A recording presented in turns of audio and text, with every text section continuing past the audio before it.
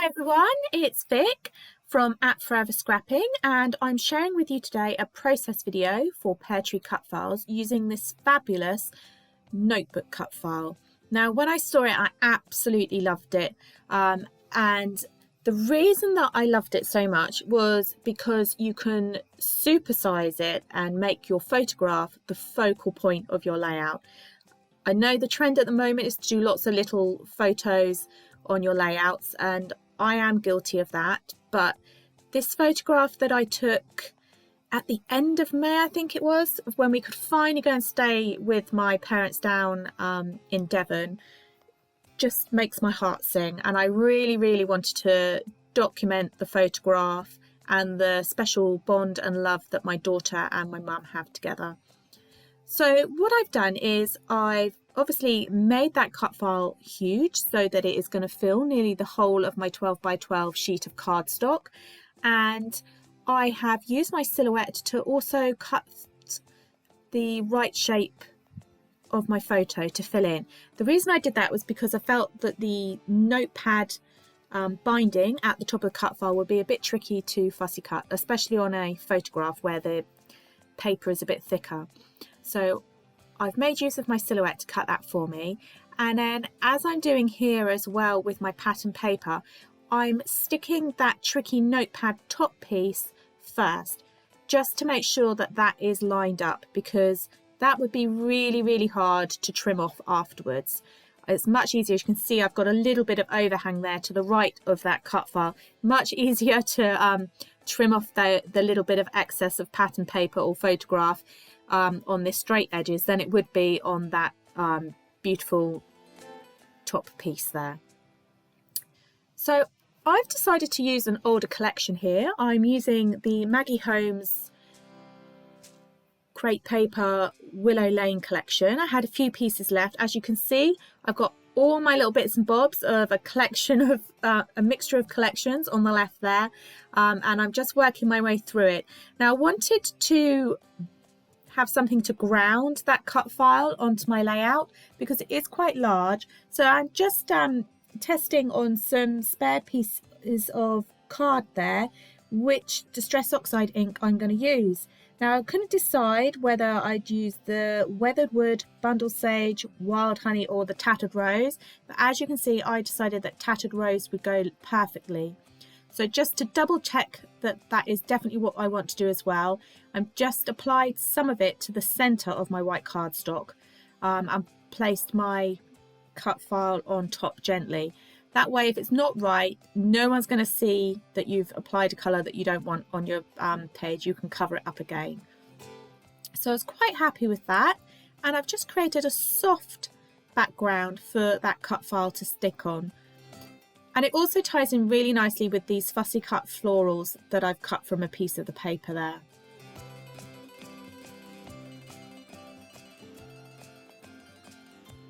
Now because that cut file is so large, it really didn't need that much embellishing, and I really didn't want to detract from that photograph that I've got in the middle. I think the actual photo itself on that central piece is about 6 by 8 inches, so I really have gone large scale with my photo there. And I'm busting some stash, so I'm making use of some of the chipboard stickers that you get from the Maggie Holmes collections. They're always massive, so I'm using quite a few of those and making use of those as a title.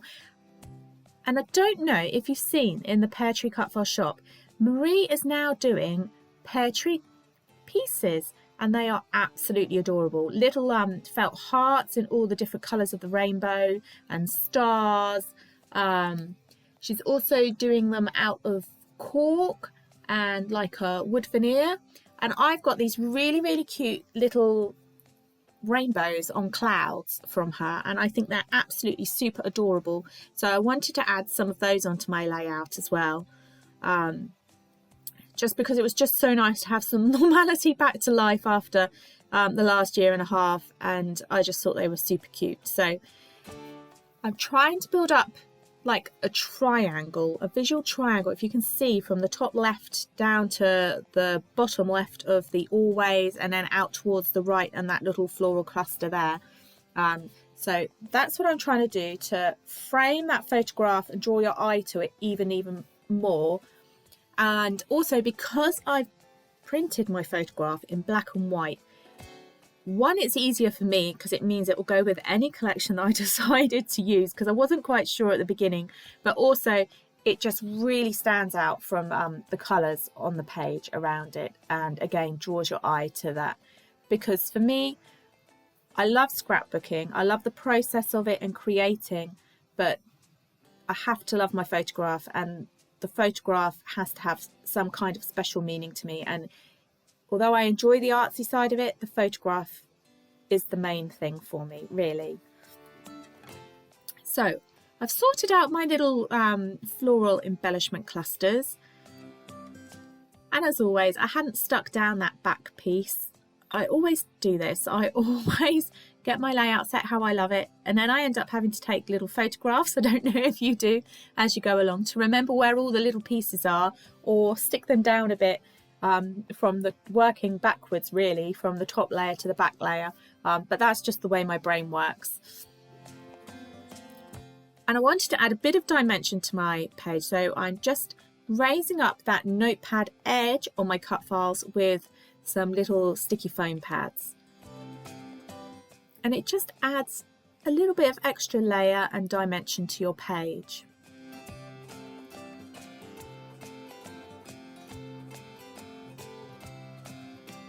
So another thing I'm always guilty of is working out where to put my journaling, and I was going to pop it underneath the always title there onto the background cardstock, but it felt a little bit unbalanced to the left side of my page by the photograph, so I've actually trimmed out a few strips from one of the notepad papers in the collection, and I'm going to do my journaling on that, just to carry that bottom embellishment cluster across a bit, and for me that worked a lot better.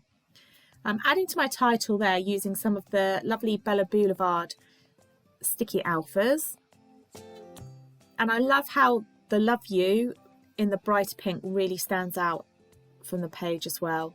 I mean, I think the photograph itself speaks volumes and says it all, but I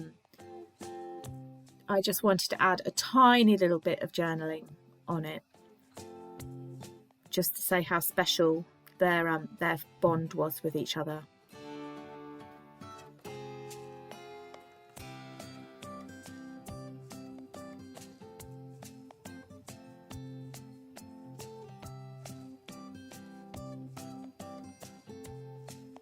So I'm coming towards the end of my layout now.